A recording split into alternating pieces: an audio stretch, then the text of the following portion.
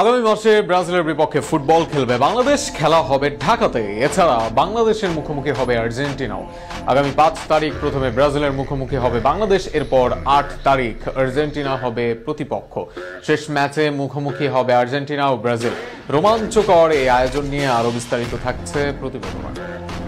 Football প্রেমীদের জন্য দারুণ এক চমক অপেক্ষা করছে ডিসেম্বরে।